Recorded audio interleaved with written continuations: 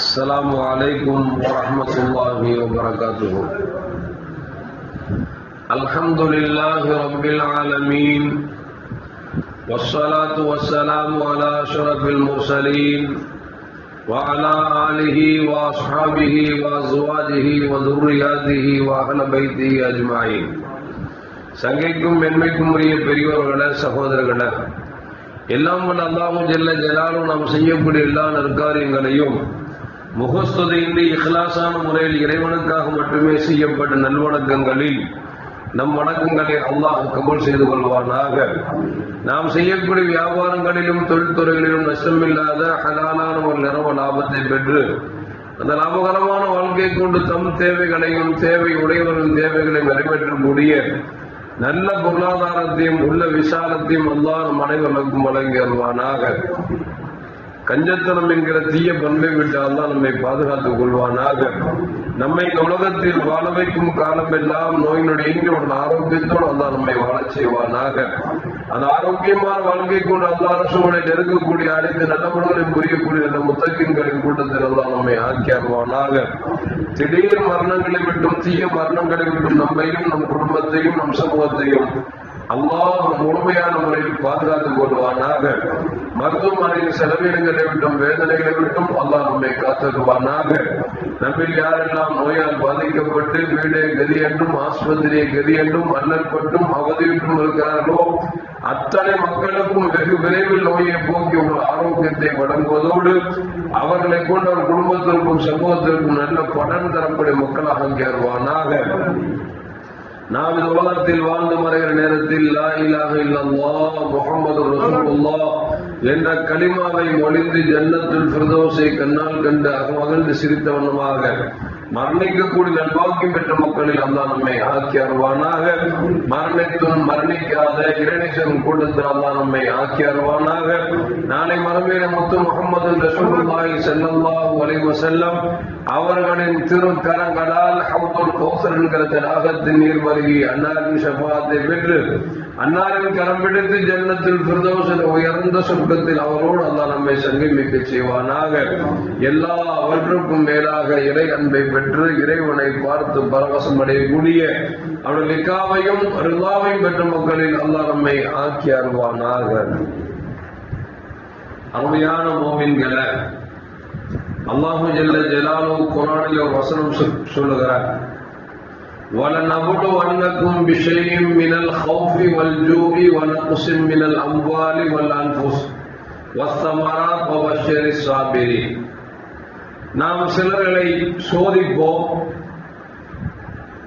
பயத்தை கொண்டும், வல் ஜூஇ பசியை கொண்டும், அதுபோன்று வனக்ஸின் மினல் அம்வாலி பொருளாதாரத்தை குறைப்பதை கொண்டு, குழந்தை செல்வங்களை எடுப்பதை கொண்டு, இப்படி நாம் ஒவ்வொரு கட்டமாக சிலர்களை சோதிப்போம்.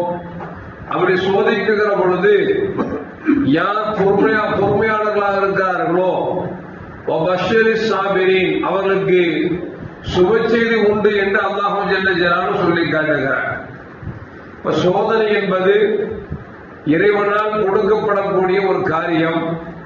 அந்த சோதனை கொடுக்குகிற பொழுது தாங்குகிற ஆற்றலை பெறக்கூடிய உள்ள வலிமையை பெற்றிருக்க வேண்டும். அந்த உள்ள வலிமை யாருக்கு இருக்கும் என்று சொன்னால் ஈமானில் யார் பரிணாமத்தோடு இருக்கிறார்களோ அவர்களுக்கு அந்த பக்குவம் கிடைக்கும். ஈமானில் பரிபூர்ணம் இல்லை என்று சொன்னால் அந்த பக்குவம் குறைந்துவிடும்.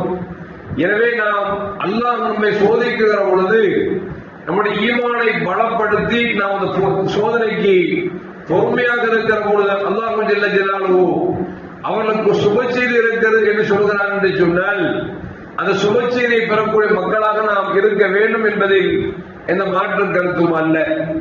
நபிகள் அய்யூப் அலைஹிஸ்ஸலாம் நமக்கெல்லாம் தெரியும், மிகப்பெரிய நபி மட்டுமல்ல, மிகப்பெரிய செல்வந்தராக வாழ்ந்தார்கள். அல்லாஹ் ஜல்ல ஜலாலுஹு அவர்களுக்கு 7 ஆண் குழந்தைகளையும் 7 பெண் குழந்தைகளும் கொடுத்தார். 12 குழந்தைகளும் செல்வமும் இருந்தா எப்படி யோசிச்சு பார்க்கணும். பொதுவாகவே சில பேர் என்ன சொல்லுவாங்கன்னா 1-2 பசங்க வச்சிருப்பாங்க, செல்வம் இருக்கும், ஆடாத ஆடுவாங்க. அதே குழந்தை செல்வம் அதிகமாக இருந்து பண செல்வம் இருந்துச்சுங்களேன் அவங்க கையிலே பிடிக்க முடியாது. இன்னும் சில பேர் இருக்கிறாங்க, பணமே இருக்காத பசங்க நிறைய இருப்பாங்க. பசங்க நிறைய இருந்தாலும் அவங்க பிடிக்க முடியாது. ஏன்னு சொன்னால் பொருள் செல்வத்தை விட அந்த குழந்தை செல்வம் இருக்கிறது அது மிக சிறந்த செல்வம். அந்த சிறந்த செல்வம் எப்பொழுது நமக்கு கிடைக்கிறதோ அந்த செல்வங்களை கொண்டு நாம் அந்த செல்வங்களை அல்லாஹ்வின் பக்கம் நெருங்கக்கூடிய அளவிற்கு அவர்கள் வளர்க்க வேண்டுமே தவிர குழந்தைகள் இருக்கிறார்கள், பிள்ளைகள் இருக்கிறார்கள் என்பதற்காக நாம் எப்படியும் வாழலாம் என்கிற சூழலுக்கு தள்ளப்பட்டு விடக்கூடாது. குழந்தை நிறைய பெற்றவங்களை பாருங்களேன், சும்மாவே இருக்க மாட்டாங்க, அடுத்தோட சண்டைக்கு இருப்பான். ஏன்னா இவனை தொட்டுட்டா பசங்களாம் வந்துடும் அப்படிங்கிறதுனால. ஒரு ஆளுக்கு பொருள் செல்வமும் குழந்தை செல்வமும் அதிகமா இருந்துச்சு அப்படின்னா அவங்களை பிடிக்க முடியுமா யோசிச்சு பார்க்கணும். அய்யூப் அலைஹிஸ்ஸலாம் நபி, அவனுக்கு அல்லாஹ் 7 ஆண் குழந்தை கொடுத்தான், 7 பெண் குழந்தைகளை கொடுத்தான், செல்வமும் கொடுத்தான். அல்லாஹ் அந்த அய்யூப் அலைஹிஸ்ஸலாம் அவர்களை சோதிக்க வேண்டும் நினைத்து அல்லாஹ் இணைஞ்சா அப்படின்னா ஒரு வியாபாரத்தில் பெரும் கொண்ட ஒரு நஷ்டத்தை ஏற்படுத்தினான். பொருளாதார செல்வங்கள் அழிந்து போய்விட்டன. 7 ஆண் குழந்தைகளும் 7 பெண் குழந்தைகளும் ஒன்றன் பின் ஒன்றாக அந்த குழந்தைகள் மரணித்து விட்டார்கள். குழந்தைகளும் மரணித்து விட்டார்கள், பொருளாதாரமும் செத்து போய்விட்டது. இப்போது அய்யூப் அலைஹிஸ்ஸலாம் அவர்களுக்கு கடும் நோய் ஏற்பட்டு விட்டது. எந்த அளவுக்கு என்று சொன்னால் வரலாற்றிலே பதிவு செய்யப்படுகிறது, நாவில் புண் ஏற்பட்ட பொழுது அப்பொழுதுதான் அல்லாஹ் சொன்னாங்களா, இன்னி மஸ்ஸனிய துர் வ அன்த அர்ஹமுர் ராஹிமீன், ரப்பே எனக்கு நோய் தொட்டு விட்டது, நீ அர்ஹமுர் ராஹிமீனா இருக்கிறாய் என்று சொல்லி அல்லாஹ்விடத்தில் கடைசி கட்டத்தில் தான் அவர்கள் அல்லாஹ்விடத்தில் பிரார்த்தனை செய்தார்கள். அப்படி வாழ்ந்து கொண்டிருக்கிற நேரத்தில் மனைவி சொன்னாங்களா, எங்க நீங்க தான் அல்லாஹ்வோட நபியாச்ச, ரப்போட கையேந்தி கேட்ட அல்லாஹ் உடனே செஞ்சிருவான, பிள்ளைங்களையும் இழந்துட்டோம், பொருளாதாரத்தையும் இழந்துட்டோம், இப்ப நீங்களும் ரொம்ப உடலுக்கு உபாதை ஏற்பட்டு சிரமப்பட்டு கொண்டிருக்கிறீர்களே, நீங்கள் ஆரோக்கியத்திற்காக துவா செய்யலாமே என்று கேட்ட பொழுது அவங்க கிட்டத்தட்ட 18 வருஷமா நோயால பாதிக்கப்பட்டு எந்த அளவுக்கு என்று சொன்னால் அவங்களுக்கு ஏற்பட்டிருக்கிற நோய் பிற மக்களுக்கு பரவிவிடக்கூடாததற்காகவே ஊர் மக்கள் எல்லாம் அவர்களை ஒரு ஒதுக்குப்புறமான ஒரு இடத்திற்கு போக சொல்லிவிட்டார் என்கிற அளவிற்கு அய்யூப் அலைஹிஸ்ஸலாம் அவர்களுக்கு கடும் சோதனை ஏற்பட்டது. அப்பொழுது மனைவி கேட்டாங்கன்னா, துவா செய்ய வேண்டியதானே, ஏன் துவா செய்ய மறக்கிறீங்க அப்படின்னு அய்யூப் அலைஹிஸ்ஸலாம் கேட்டாங்களா, நீயும் நானும் எத்தனை வருஷம் வாழ்ந்துட்டு இருக்கோம் அப்படின்னாங்களா. அந்த அம்மா சொன்னாங்கன்னா, 80 வருஷமா வாழ்ந்துட்டு இருக்கிறோம், நல்லா வாழ்ந்துருக்கிறோம். எத்தனை வருஷமா நம்ம கஷ்டப்பட்டு இருக்கிறோம், 18 வருஷமா கஷ்டப்பட்டு இருக்கிறோம்.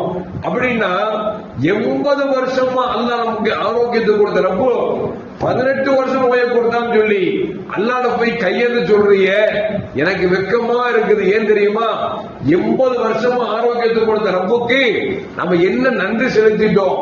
18 வருஷம் நோய் கொடுத்த உடனே அல்லாஹ்ட கேளு கேளு கேளுங்கிறிய அப்படின்னு அய்யூப் அலைஹிஸ்ஸலாம் தன் மனைவிக்கு சொன்னார்களா. அருமையான மக்களை, எதற்கு சொல்வார்கள் என்று சொன்னால், கடும் நோய் ஏற்படுகிற பொழுது அந்த நோயில் நாம் பொறுமை காக்க வேண்டுமே தவிர நாம் புலம்புவதோ அல்லது இறைவனை ஏசுவதோ பேசுவதோ என்பது கூடாது என்பதைத்தான் இந்த நிகழ்வு நமக்கு சொல்லி காட்டுகிறது. கண்மணி முகமது ரசூலுல்லாஹி ஸல்லல்லாஹு அலைஹி வஸல்லம் அல்லாஹ் ஆண் பிள்ளைகளை கொடுத்திருந்தான். அந்த ஆண் பிள்ளைகள் எல்லோரும் சிறு சிறு வயதிலே மரணித்து விட்டார்கள் என்கிற பொழுது நமக்கு தெரிகிறது, அல்லாஹ் யாரை நேசிக்கிறானோ அவனுக்கு கடும் சோதனை வரத்தான் செய்யும்.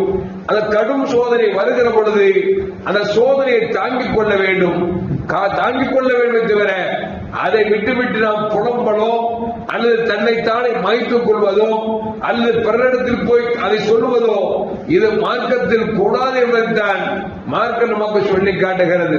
நாம் அல்லாஹ்விடத்தில் நமக்கு ஏற்பட்டிருக்கிற சோதனையை நீக்க சொல்லி துவா செய்யலாம், அல்லது அதுக்கு நமக்கு நோய்கள் வந்தால் பொறுமை காக்கலாம். பொறுமை காத்தோம் என்று சொன்னால் அதற்கு கூலி அதற்கு கூலி அவன் கொடுக்கக்கூடிய கூலி இருக்கிறது, அலாதியான கூலி என்பதை அல்லாஹ் சொல்லுவான். பொறுமையாளர்களுக்கு அல்லாஹ் சுப செய்தி தருகிறேன் என்று சொல்கிறான் என்று சொன்னால், அருமையான மக்களே, நாம் அல்லாஹ்விடத்திலே எந்த விதமான சோதனைகளும் வராமல் இருக்க வேண்டும் என்று நாம் துவா கேட்க வேண்டும். ஒருவேளை வந்துவிட்டால் தாங்கும் சக்தியை பொறுமையாக இருக்கக்கூடிய சக்தியை தா அல்லாஹ் என்று அல்லாஹ்விடத்திலே கேட்க வேண்டும் என்பது இந்த அய்யூப் அலைஹிஸ்ஸலாம் நிகழ்வு நமக்கு சொல்லி காட்டுகிறது. எல்லாம் அல்லாஹ் ஜல்ல ஜலாலுஹு எல்லா சோதனைகளை விட்டும் நம்மையும் நம் சமூகத்தையும் அல்லாஹ் முழுமையான முறையிலே பாதுகாக்க வேண்டும். ஒருவேளை சோதனை வந்துவிட்டால் அதை தாங்கும் ஆற்றலையாவது அல்லாஹ் நமக்கு கொடுக்க வேண்டும். எல்லாம் அல்லாஹ் ஜல்ல ஜலாலுஹு எல்லா சோதனைகளிலும் பாதுகாத்து இரு உலகத்திலும் சிறந்த வாழ்க்கை வாழக்கூடிய நல்ல முத்தகீன்களின் கூட்டத்தில் அல்லாஹ் நம்மை ஆக்கி அருள்வானாக. அஸ்ஸலாமு அலைக்கும் வரஹ்மத்துல்லாஹி வபரகாத்துஹு. ஸல்லல்லாஹு அலா முஹம்மது அலைஹி வஸல்லம். ஸல்லல்லாஹு அலா முஹம்மது ஸல்லல்லாஹு அலைஹி வஸல்லம்.